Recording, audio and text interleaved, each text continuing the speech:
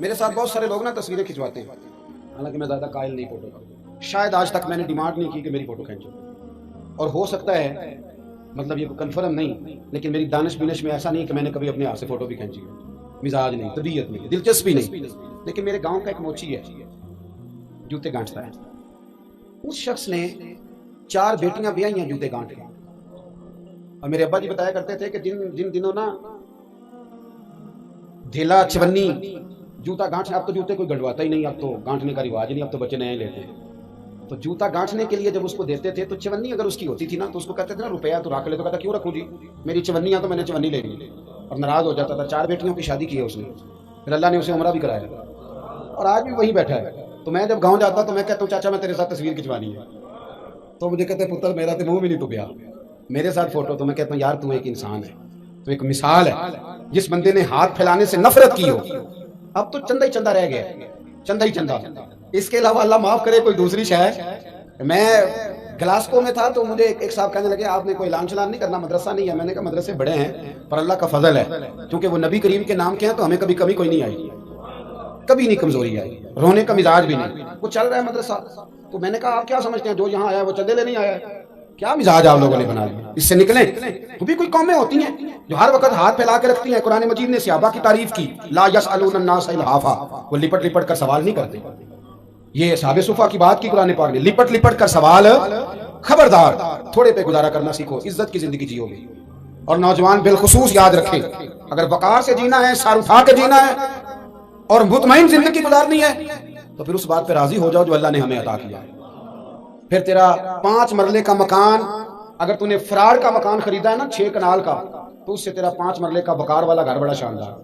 عزت کے ساتھ اگر جینا چاہتے ہو، حاتم تائی سے کسی نے کہا تھا کبھی تو نے اپنے سے بڑا سخی بھی دیکھا ہے؟ حاتم تائی کا نام ہے نا آج تک سخاوت میں، اپنے سے بڑا سخی بھی دیکھا ہے؟ اس نے کہا دیکھا ہے۔ کون سا؟ کہنے لگا میں نے ایک دفعہ اپنے سارے شہر کی دعوت پکائی تو میں چہرے پہ نقاب اوڑھ کے نکلا کہ پتہ کروں کوئی آدمی رہ تو نہیں گیا، تو جب میں جنگل میں گیا تو میں نے ایک بابے کو لکڑیاں کاٹتے دیکھا، سب لوگ اس زمانے کے جتنے پڑھے لکھے شعراء ادیب سب میں نے بلائے، بابا لکڑیاں کاٹ رہا تھا، توجہ ہے میری بات پر؟ کہتے میں اس کے قریب گیا، چہرے پہ نقاب تھا، میں نے کہا بابا جی آپ کو نہیں پتا آج حاتم تائی کی دعوت ہے؟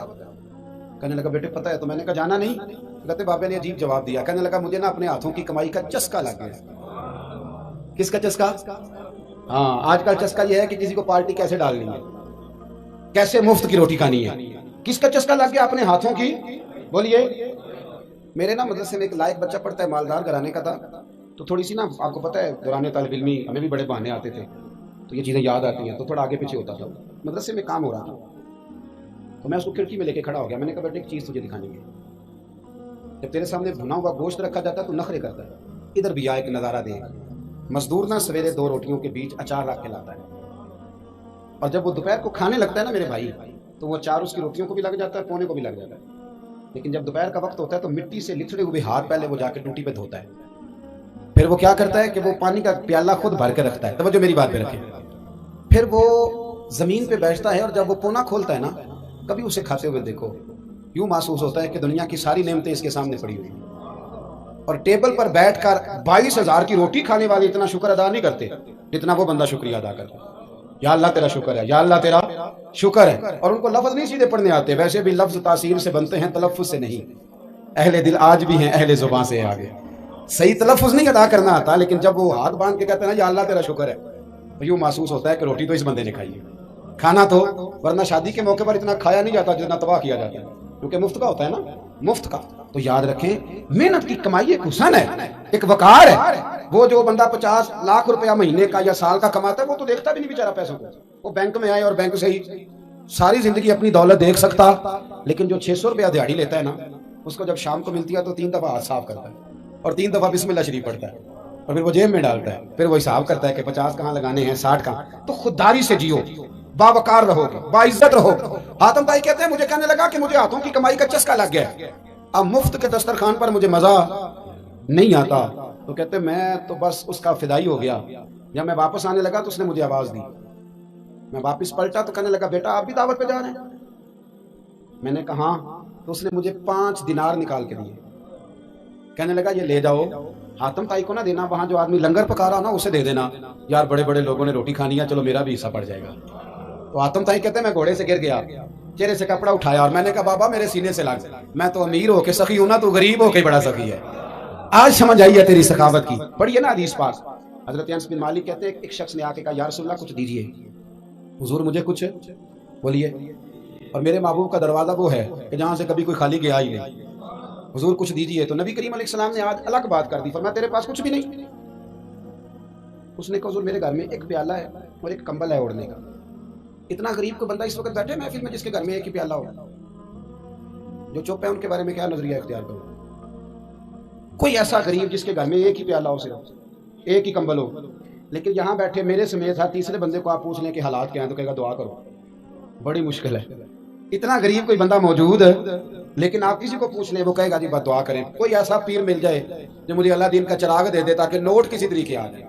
और वो नाथ हाँ जो कहता है कि कौन देता है देने को मुंह चाहिए, देने वाला है सच्चा, वो भी कहता है पहले 25,000 दो। कोई तू स्टेज पे तो कह रहा था हुजूर देते हैं, और यहाँ जब तक तेरे अकाउंट में ना जाए तेरा काम ही नहीं चलता। अजीब तमाशा है। एक साहब ने बड़ी दूर से मुझे फोन किया, कहने लगे टाइम दे देंगे।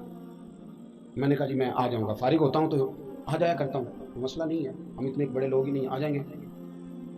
कहने लगा जी आप बताएं मतलब अकाउंट नंबर दे दें। मैंने कहा यार आपने गलत जगह फ़ोन कर लिया, मैंने तो बताया कि वो तो बड़े लोग होते हैं, तो हमें पता है अपनी हैसियत का, इंशाल्लाह हाजिर हो जाएंगे, आपसे बात होगी। कहने लगे नहीं आपको तो कुछ बताना ही पड़ेगा, कुछ बताएं कुछ बताएं। मैंने कहा कुछ भी नहीं, मैं इंशाल्लाह हाजिर हूँगा, अल्लाह ने मुझे तौफीक दी है। मैं शाम को बड़ी ज़बरदस्त खाना अपने बच्चों में अच्छा बैठ के खाता हूँ, एक गाड़ी है जिस पे सफ़र करता हूँ। अगरचे मकान मेरा 2 कमरों का है, और कभी अल्लाह ताला ने मेरे दिल में ये तमन्ना पैदा नहीं की कि कोई बहुत बड़ा हो तो गुजारा सही है। मैं बड़ी इत्मीनान बख्श जिंदगी गुजारता हूँ, तो मुझे मैं आ जाऊँगा। कहने लगे नहीं तुम्हारी मेहरबानी कुछ दसो। मैं कहा 3 करोड़ रुपया दे चल। कितना जी? अल्लाह जानता है, हंसाने के लिए बात नहीं कर रहा, और मस्जिद में ऊँचा हंसे भी ना। कितने दें जी? ये तो आपने क्या कह दिया। मैंने कहा यार अगर मैंने अपने लफ्ज़ ही बेचने हैं तो अब मैं 25-40 हज़ार में बिक जाऊँगा। मैं तो समझता हूँ कि नबी पाक का फरमान बड़ा कीमती है, तो रेट लगाऊँ तो मेरी हैसियत ये हो कि 40,000 रुपया। अगर मैंने बिकना ही है तो कोई रेट तो लूँ ना। और वैसे भी मैं तो समझता हूँ कि मैं बड़ा अनमोल हूँ, इसलिए कि मैं रसूलुल्लाह के दीन का नौकर हूँ। और ये गलती उनकी नहीं जो बेचते हैं, गलती उनकी है जो खरीदते हैं। आप लोगों ने मार्केटें बनाई हैं, आप मार्केटें ना बनाते तो कभी मार्केटों में इस तरह की चीज़ें बिकने कि हमने जुल्म किया है, हमने ज्यादती की है, हमने ये माहौल बनाया। बहरहाल बात दूर ना निकल जाए, वापस आता हूँ। नबी करीम सल्लल्लाहु अलैहि वसल्लम ने फरमाया तेरे पास कुछ नहीं, एक कंबल है और एक, हुजूर ने फरमाया लेके आ। ये सरकार का फरमान सियासता से अर्ज कर रहा हूँ। अगर इमाम जलालुद्दीन सुयूती ने तफसीर दुर्र मंसूर में तफसील के साथ इस रवायत को कई तुर्क से बयान कहा। एक कंबल, यारो सोचो एक कंबल जिस बंदे के पास हो, एक प्याला, उससे भी कोई गरीब होगा। हुजूर ने मंगा लिया और बोली लगा दी, कौन खरीदेगा? एक शख्स ने कहा 1 दिनार, एक ने कहा 2। हुजूर ने 2 दिनार में बेच दिया।